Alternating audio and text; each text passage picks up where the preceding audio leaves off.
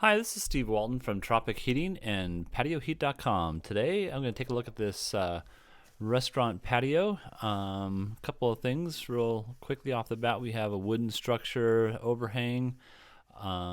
This property is set up next to a kind of so lakefront here, and so there's a lot of wind that comes up through this patio area. The customer is concerned about the wind. As well as you can see that he's got some wind blocks over here that come down across the front here.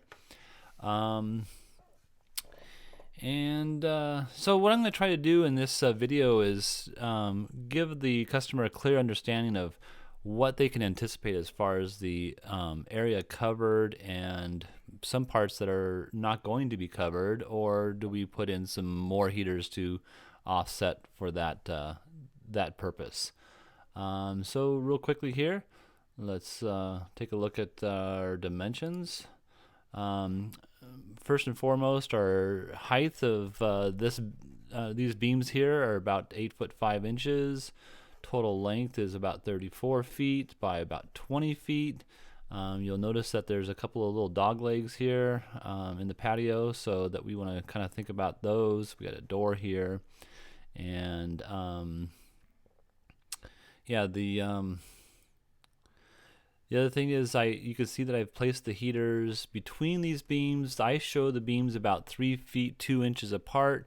What we need to do is have a beam set apart far enough that we can put this 5-inch heater here and still have a minimum of 6-inch clearances on the left, top, and right. And as you might notice here, we got 8 inches up here. We have 1.1 inches here and 1.1 inches here with that measurement of this 3 feet 2 inches. So we have plenty of clearance. Now the bracket that comes with this unit will give you a 6-inch clearance, so there will need to be a bracket lengthened here so that we have the bottom of the heater at the very bottom of this beam. If in fact these beams, I believe we have them set up about 12 inches. Let me just verify that real quick. So we got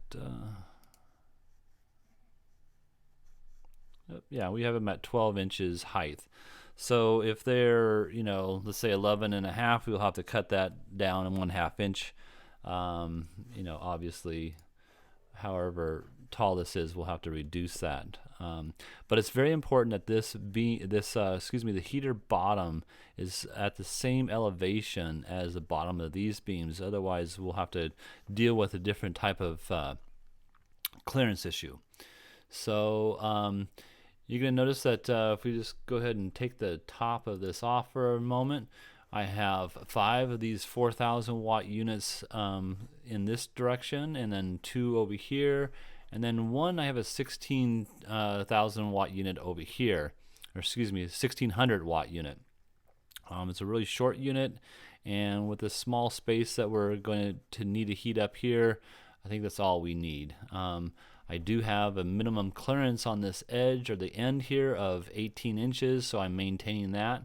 This beam here, I believe, actually stops at this point, or maybe right along this wall here, so we're still clear with there's no beam that goes across here is my point, at least that I can recall in the images I have.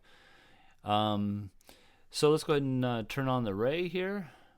The ray, you can see we have a nice clean full coverage throughout this space here of the patio, and as we come along to the far, I'm going to call it the east end, you'll notice that we have about a 2-foot section here that's not covered. I did move these 2 heaters or offset them from these just because I didn't want to heat up this wall too much, number one, and number two, this is a doorway, so there's going to be a lot of movement that comes through here into this patio space, so we have this movement, and so we'll need a walkway there.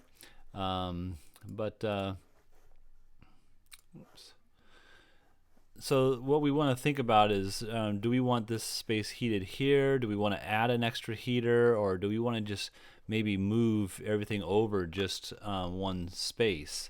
So we'll go ahead and try moving that over, and you can see that we have that nice coverage on the ends, around the perimeter I should say, with the exception of this. Again, we have that 2-foot space that we're missing right here.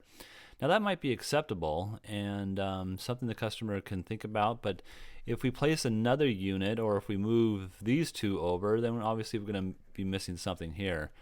If we place another unit in between here somehow, we're going to be overheating either on the left side or the right side, one of those two. So with the dimensions and the structure itself, I think we're limited to placing these heaters kind of in one of these two fashions, either this way or going with this option over here.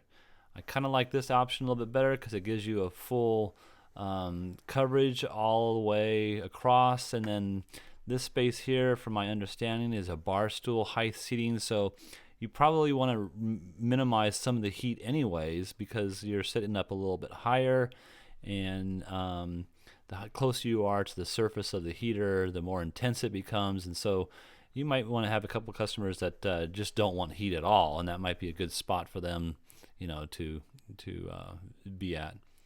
So I hope this clarifies what I anticipate for this particular application, and hope it helps you. If you're looking for a design for your space, feel free to give us a call. We're here to help. My name is Steve Walton. This is Tropic Heating, and I thank you very much for taking the time to watch this video. Have a great day.